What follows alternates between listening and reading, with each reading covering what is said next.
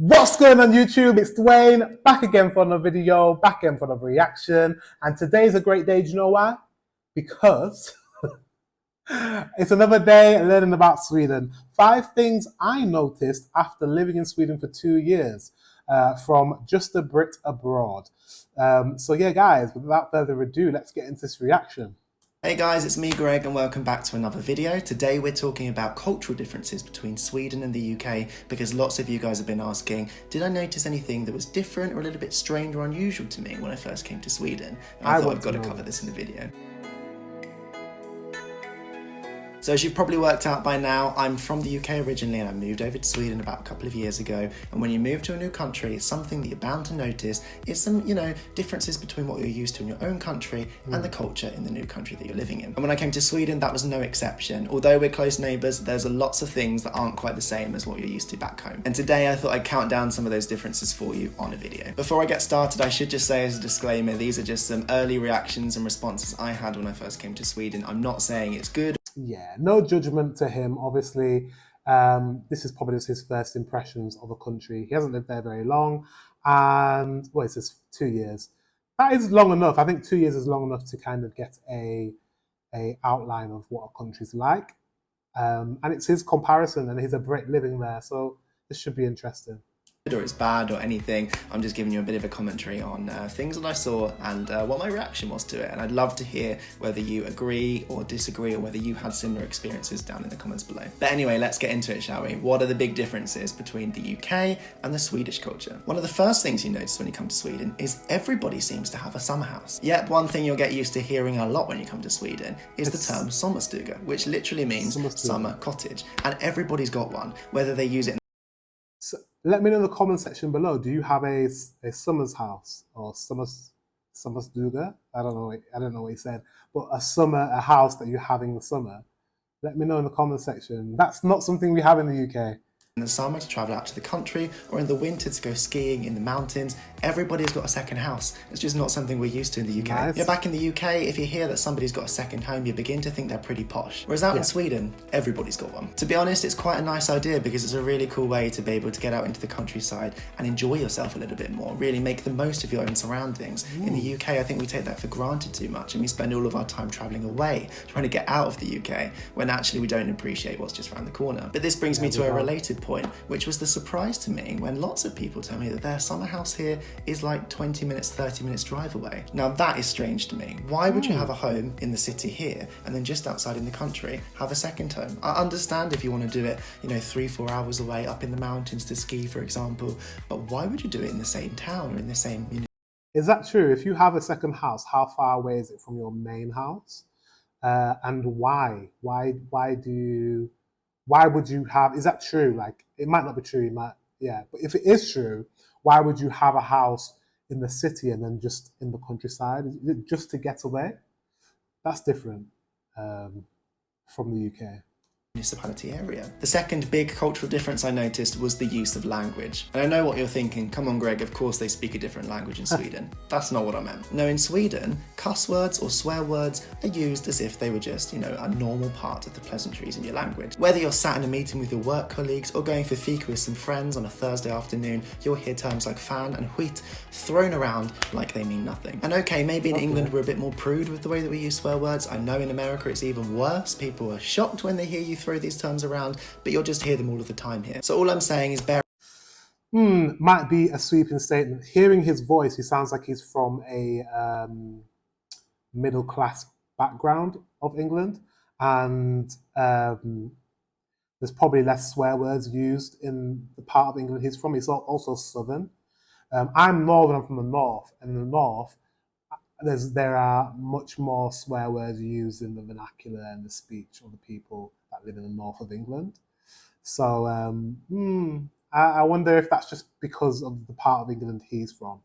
Bear in mind, when you hear the term fan, they're not talking about your followers on social media. And another funny one for anyone learning the language is the word slut. Literally spelt S-L-U-T. Lots of us have a bit of a chuckle when we learn that word, or when we see it at the end of a film. The difference is, here in Sweden it means finish or end. It means something else where we're from. For my third cultural difference, I'm going to play on a bit of a British stereotype. We've got this big reputation for being greatly into our alcohol. Everyone spends every night down the pub.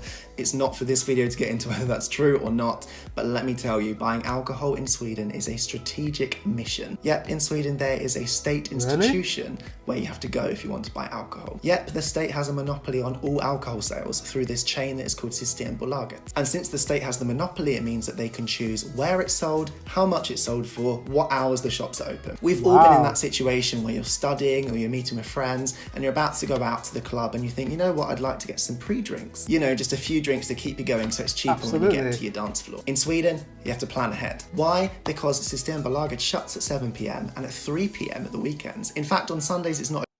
So this, what he's talking about sounds like you have a dedicated store or shop or a place where they sell alcohol, which is controlled by the government, and it closes at 7 p.m. Interesting. Very different from Britain, because in Britain you can get alcohol practically anywhere, in the supermarket, in a shop on the end of your street. There's liquor stores, as they say in America, or alcohol stores or whatever. There's wine cellars, like we have alcohol everywhere. But yeah, it sounds like you don't really have a culture in Sweden of drinking as much. Let me know if that's true. Open at all. So if you want to drink, you need to know in advance. You need to plan it. And that actually brings me on to another point that hasn't made it onto my list today. But in Sweden, you make your social plans about a week in advance, and maybe this is why, because Systembolaget is only open at certain times, and if you want to drink, you need to know in advance. People need to tell you so that you have the chance to go. And don't even get me started if you live out in the country, because then you probably have to travel 20, 30 minutes, maybe more, to your nearest Systembolaget. And during the pandemic, it's literally a no-go, because each town probably has 2, 3, maybe a handful of Systembolaget shops, and there's huge queues outside. You have to queue for 20, 30, 40 minutes if you want to pick up your alcohol. So not that I would say that I drank a lot of alcohol in the UK, but I definitely say I drink less now, just because it's not so easily available. So I guess they get exactly what they want. Well done, Swedish state. The fourth cultural difference is something I really didn't expect to be a problem. So you've probably heard that the UK has a reputation for using old, archaic ways to measure and count distance and things like that. Yet, whilst over on the European continent they're using kilometers, we're still using miles. But then when I came to Sweden, there is such thing as a Swedish mile or a Swedish mil. And as someone from the UK, there's me thinking, great, I finally found people that understand and use the same type of metrics as me. But let me tell you now, it's just a huge false friend. The best way to make this point is during my first summer living out in Sweden, I had a friend come to visit, and we decided, wouldn't it be nice to get out into the nature and go for a hike? We looked up a route, drove out into the middle of the Småland forest, and then we started our 5 mile hike. Now, any Swedes that are watching this will be chuckling away by now. Maybe the rest of you still don't know what's going on. Why? Because it's 5 miles, that's doable. You could walk 5 miles. A 5 mile hike, yeah, you can do that. It's a moderate hike to difficult, moderate to difficult hike, 5 miles, depending on the terrain. But it sounds like 5 miles means something different. Believe me, I didn't. 3-4 hours later, we're still walking, and me and my friend are thinking, how have we not found the end of this route yet? It was only going to be 5 mil. After 5 hours of trekking through the wilderness, wondering if we are ever going to get back to our car, I look up on my phone and realise that we are nowhere near. In fact, we're going in the total opposite direction to where we left our car. So that's when I decided to get my phone out and do a little bit of digging, and that's when I found out that a Swedish mil is 10 kilometers. So no, we weren't doing a 5 mile walk, we were doing a 50 kilometer walk. No wonder we hadn't found the start again yet. And it makes sense why they have this metric. If you live in the north of Sweden, you can spend 50, 60, 70, 80 kilometers traveling between different towns. There's a lot of space up there, and there's great distances between the different localizations. But to those of us from smaller countries, like me from the UK, this is a totally foreign concept. And from one kind of distance to another, that brings me on to my 5th cultural difference for the day. But today we're talking about the distance between people. Yep, you might think I'm making a corona reference, but believe me when I say, if there's one country that was prepared for the pandemic before it happened,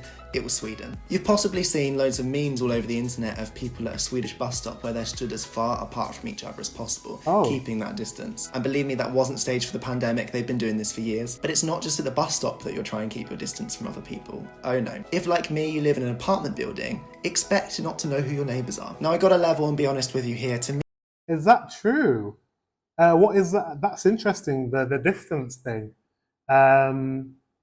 Do you guys not like to be close to a stranger? Do you like to be far away from a stranger? Is that a cultural thing? And now he's saying neighbours, you don't really know your neighbours, so you don't really speak to strangers. It sounds a lot like London. London's a lot like that. Me from the UK, this isn't a totally foreign concept, because maybe we will know the people that live on the same floor as us, but we're unlikely to know other people in the same building. Whereas if you live in Canada or America, I'm sure you're a lot more cozy and friendly with your neighbours. Whereas here in Sweden, it's not uncommon to have no idea who lives in the same. Again, he's from the south of England, where people tend to be a bit less friendlier in terms of like speaking to your neighbours and being a bit. Especially in London, people are not. They keep themselves to themselves. They don't know their neighbours. They don't really talk to each other, talk to strangers. Whereas in the north of England, people communicate a lot more and are a little bit more friendly. Cozy and friendly with your neighbours. Whereas here in Sweden, it's not uncommon to have no idea who lives in the same building as you. Yep, wow. I genuinely couldn't tell you a name of one other person who lives in this same building as me, apart from my girlfriend, and that's because she lives with me. Yep, it's no joke that as you go to leave your apartment in the morning to go to work, if you hear another door open, you close and you wait until they've gone. You do not want to meet in the lift or in the stairwell. It's a no-go. And it's something that's been played up in a number of different TV shows, but it's absolutely true. And it's not because you want to be unpleasant or because you don't like the other people, you genuinely just don't know them, and you kind of like it that way. You want to stay in your bubble and you don't want to get to know the people around you. And you'll find it's the same in the towns too. If you go for a walk in one of the local parks or something, you tend not to smile at people that you run into. You tend to just pretend that you didn't see them at all. So yeah, that was 5 cultural differences that I noticed when I first arrived in Sweden. But there's loads. So if I visit Sweden and I don't get a smile from anyone I walk past, it's just because people are in their own zone and they want to get to where they're going. And it's not because people are rude. It's just because that's just the Swedish way. Okay, that is really good to know. I'm glad I learned that, because I might have gone to Sweden and been like, oh, people are not very friendly here. But if that's just cultural, then that's fine. Doesn't mean you're not friendly. It just means that you're not as used to talking to strangers, which is totally fine.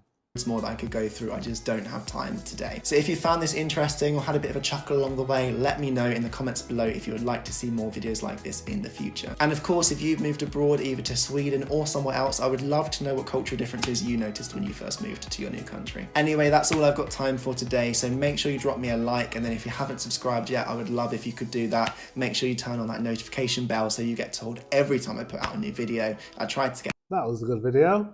Guys, yeah, that's interesting. Make sure you go and subscribe to this young man here, just a Brit abroad, because that was very interesting. Obviously, he's learned a lot about the culture in Sweden, which is a bit different.